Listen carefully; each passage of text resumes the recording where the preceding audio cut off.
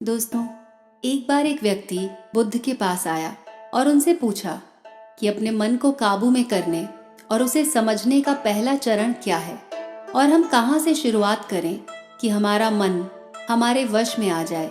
भगवान बुद्ध ने मुस्कुराते हुए कहा, मन को समझने का पहला चरण है कि लालच की व्यर्थता को देख लें।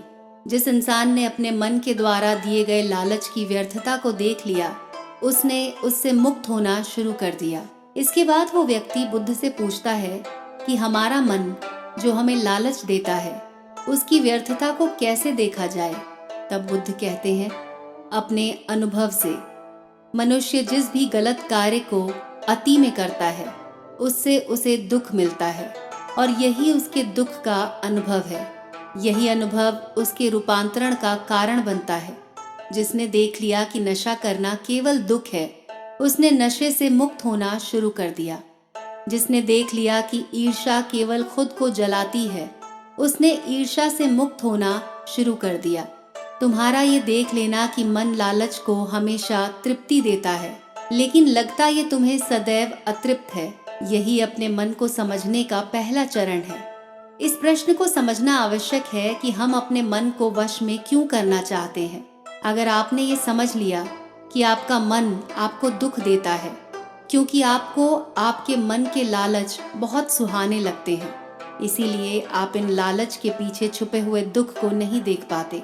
सिर्फ अपने दुखों को देख लेने से आपका मन आपके वश में हो जाएगा।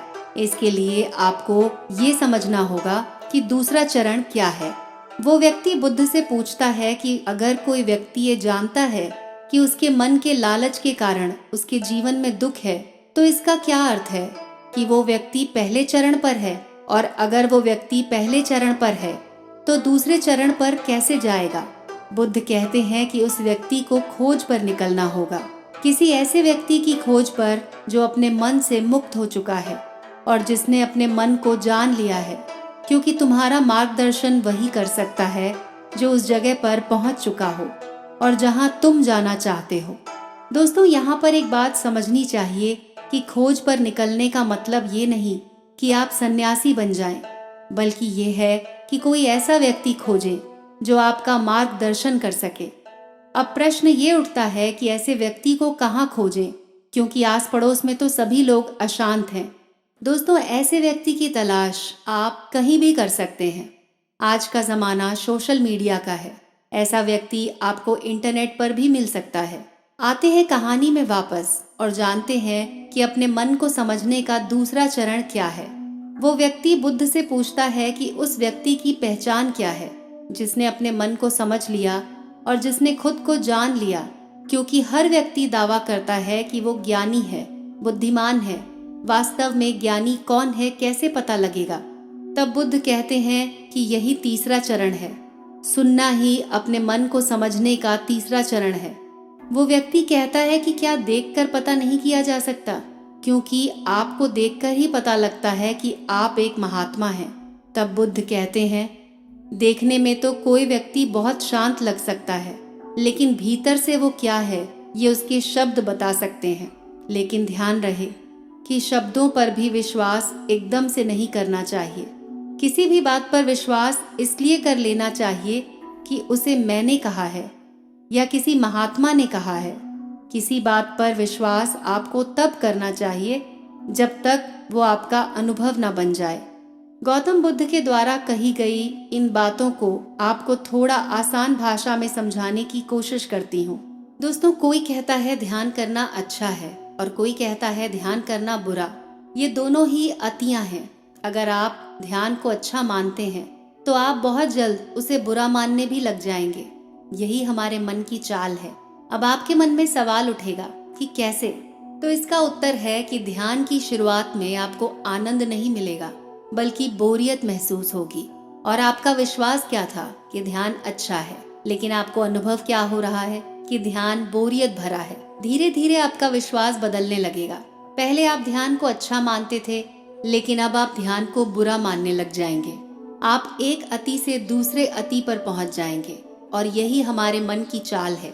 हमारा मन हमें अतियों में भटकाता है। अगर आप ध्यान को बुरा मानते हैं तो आप कभी भी ध्यान करेंगे ही नहीं।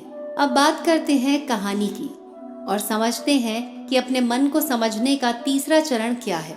भगवान बुद्ध कहते हैं, किसी भी बात पर विश्वास नहीं करना चाहिए जब तक कि वो आपके विवेक की कसौटी पर खरी ना उतर जाए। इसके लिए कर्म करना आवश्यक है।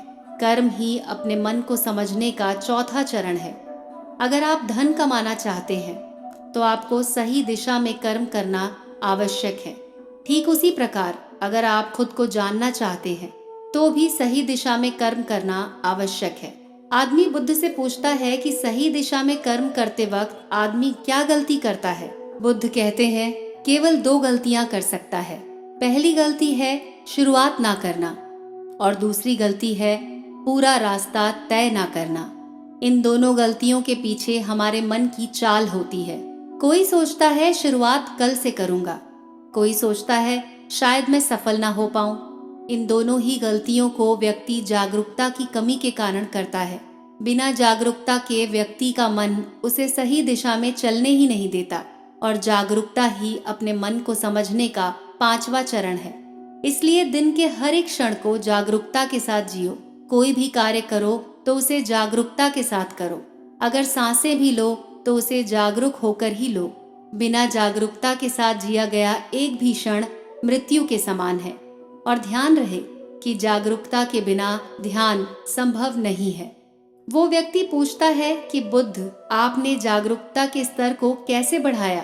बुद्ध कहते हैं, ध्यान के द्वारा। और ध्यान के 6 चरण हैं। एक बार आप अपने मन को समझने के 6 चरणों को ध्यान से समझिए।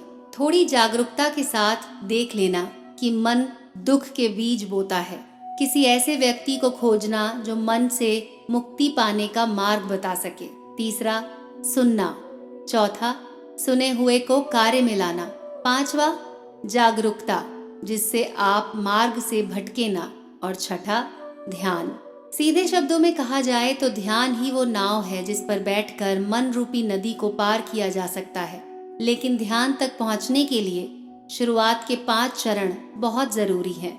दोस्तों, हर ज्ञानी इन 6 चरणों से गुजरता ही है।